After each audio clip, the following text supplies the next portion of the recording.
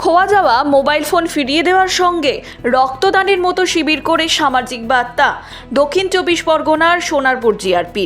খোয়া যাওয়া 73টি mobile phone ফিরে পেলেন উপভোক্তারা। ওই ফোনগুলি হয় হারিয়ে গিয়েছিল অথবা চুরি হয়ে গিয়েছিল। উপভোক্তাদের অভিযোগের ভিত্তিতে তদন্তে নেমে মোবাইল ফোনগুলি উদ্ধার করে রেল পুলিশ। বুধবার সোনারপুর জিআরপি অফিস চত্বরে সামাজিক অনুষ্ঠান ও রক্তদান শিবিরের আয়োজন করে রেল পুলিশ। ওই অনুষ্ঠানে উপভোক্তাদের খবর দিয়ে ডেকে এনে উদ্ধার হওয়া মোবাইলগুলি তুলে দেয় সোনারপুর জিআরপি। হারিয়ে যাওয়া ফোন পেয়ে উচ্ছ্বাসিত উপভোক্তা সহ সাধারণ মানুষ। সোনারপুর জিআরপিকে ধন্যবাদ জানাতে ভোলেনি তারা। ক্যানিয়ে টিকিট কাটতে গিয়ে তখন রোল শেষ হয়ে যাওয়াতে পাশের কাউন্টারে যেতে নিয়ে নিয়েছিল। এটা 1 জানুয়ারি 2026-এ হারিয়ে গেছে। 7-8 মাস হয়ে গেছে। কোথা থেকে হারিয়েছে? এই সোনারপুর থেকেই হসপিটাল থেকেই তুলে নেওয়া হয়েছিল ফোনটাকে। উঠেছি তখন হারিয়ে গেছে, তো ফোনটা আমার পেয়ে গেছে। Thank you Sonarpur. সোনারপুর স্টেশনে নামতে গিয়ে ট্রেন থেকে তারপরে সোনারপুর জিআইপিতে আসলাম। কালকে ফোন করেছিল যে ফোনটা পাওয়া যায়।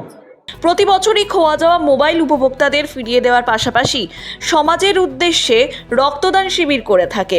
এবছর সোনারপুর জিআরপির ওসি শুভদীপ দাসের তত্ত্বাবধানে অনুষ্ঠানের আয়োজন করা হয়।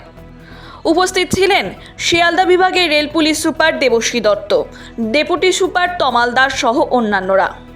যাওয়া বা চুরি হওয়া মোবাইল ফোন ফেরত দেওয়া, যা বিগত কয়েকদিনে উদ্ধার হয়েছে, বিগত মাসে উদ্ধার হয়েছে, সেখানে আমরা প্রায় অ্যারাউন্ড 73 ফোন ফেরত দেওয়ার আজকে প্রোগ্রাম ছিল। অনেক প্রাপক এসছেন, মেজরিটি 90%। কেউ কেউ হয়তো আসতে পারেননি, তাদেরকে পরে ফেরত দেওয়া হবে।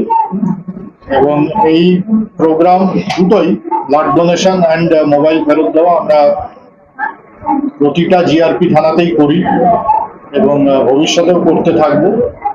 উল্লেখ্য, সোনারপুর জিআরপির এমন কর্মকাণ্ড নতুন নয়। এর আগে 109টি খোয়া যাওয়া মোবাইল উদ্ধার করে উপভোক্তাদের হাতে তুলে দেওয়া হয়েছিল।